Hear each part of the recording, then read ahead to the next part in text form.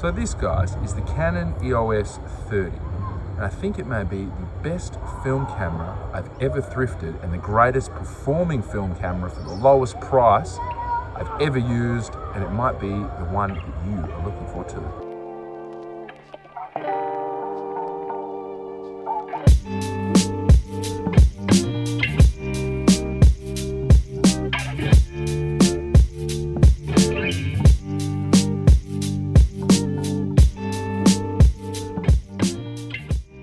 So the Canon EOS 30, guys, and depending on where you are in the world, it could also be called the EOS 33, the Canon Elan 7, or the EOS 7.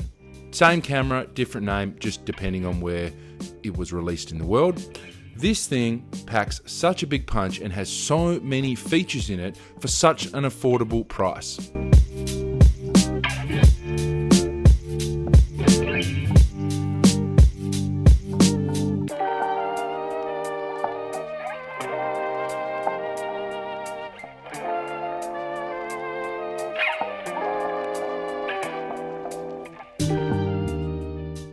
I swear, guys, this has got to be, as far as my camera thrifting goes, which is mainly done off Facebook Marketplace these days, but I paid $100 Australian for this, and I think for that kind of money, the amount of features it packs into it is just incredible. So the camera was released in 2000, guys. This was the second to last film SLR that Canon ever released before going digital. It is a prosumer level, but it does have quite a lot of features in it. All the standard ones you can think of. We've got, manual, aperture priority, shutter priority, fully programmed, everything like that. But then the autofocus features, the metering that they managed to cram into this really makes it, such an amazing body, and you really can do a lot with this camera considering it costs so little money these days. So for me, there are a couple standout features. First of all, if you're into street photography, listen to this, guys.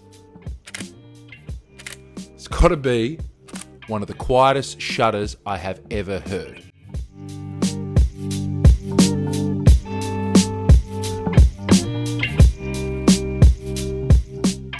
Also, the film rewind if you are in a busy, quiet place. Let's roll some footage right now.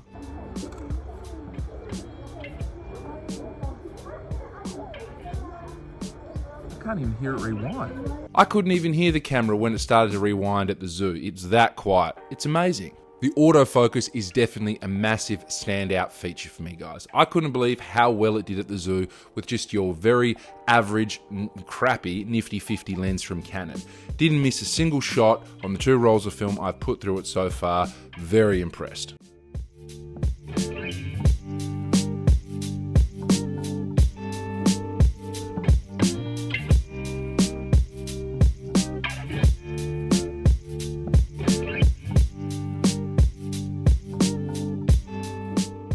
So as you can also see by that footage I just showed you, the continuous tracking of the penguins through the glass with the continuous servo mode. So it was the AI servo, continuous tracking, wide area.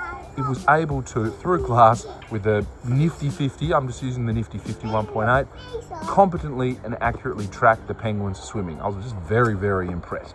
I thought the zoo would definitely be a good place to test this camera. And it definitely is worth the very cheap price tag I paid for it. One of the other notable features, guys, that comes on this camera, along with other cameras like the EOS 3, is the eye control autofocus. Can't say I'm a big fan and I don't quite rely on it, but knowing that you can calibrate the autofocus and have that feature if you want it, so when you look around, the camera will pick an autofocus point based on where your eye's looking. It does work, it is quite accurate, and it is a pretty cool feature to have on an entry-level prosumer camera. So features-wise, guys, it has everything you'd expect like we spoke about before, all the basic stuff.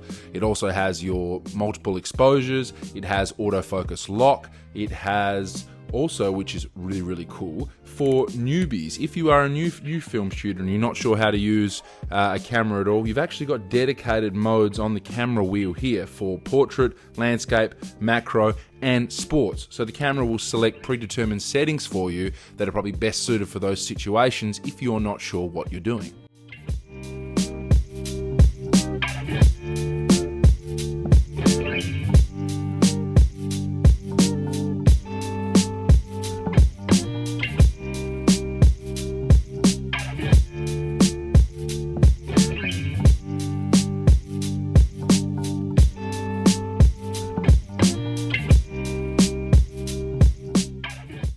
camera weighs less than 600 grams. It is so light, it's no burden to carry in your hand all day. The grip is very, very comfortable. Even though I have massive hands, my pinky's just sliding off the corner there, but still very comfortable. There is an optional battery grip, which I do have my eye on as well, that you can go on this camera to make it a little more comfortable if you're someone like me with big hands.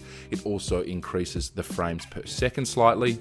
You know, all those great things that came with the fully electronic SLRs of this era, guys. You know, autofocus lock, exposure lock, everything like that, guys. It's just a fantastic camera. It's lightweight. There are only 2 drawbacks to this camera that I want to talk about.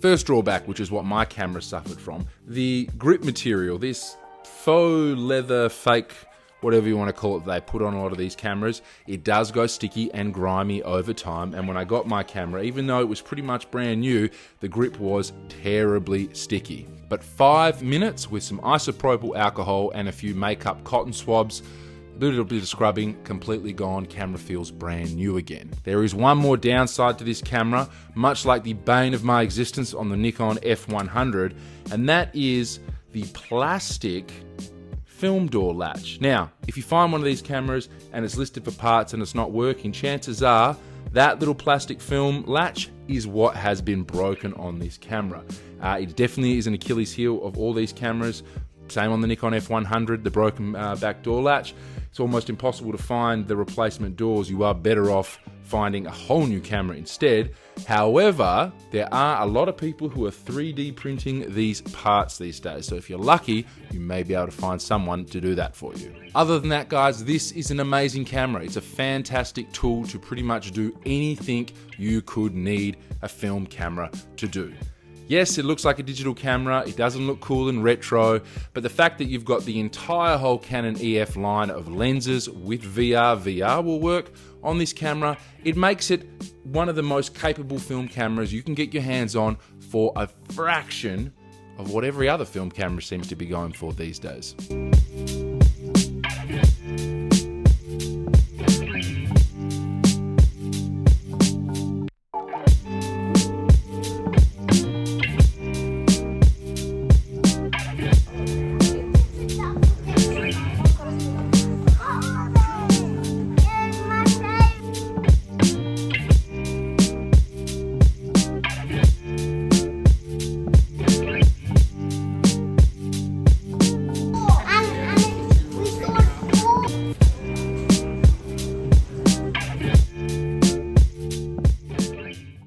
And in fact, guys, I've been so impressed and dumbfounded with the quality of this camera and how good of a system it is that I've gone ahead and bought myself the EOS 3, which is the, technically a bigger brother to this camera, though this came out 2 years earlier. Much more larger, feature-packed, a bit more action-orientated camera. I'm so impressed at how amazing this system is and this little baby camera here that has prompted me to go and buy the bigger brother of this camera just so I can have both. It's an absolute gem, guys. I can't recommend this camera, its alternative names, or the subsequent updated model, the V, which added a couple more things, but I don't think it's worth the price, honestly. If you're looking for a do-it-all film camera with a huge lens selection at an extremely affordable price, the EOS 30 is almost impossible to beat.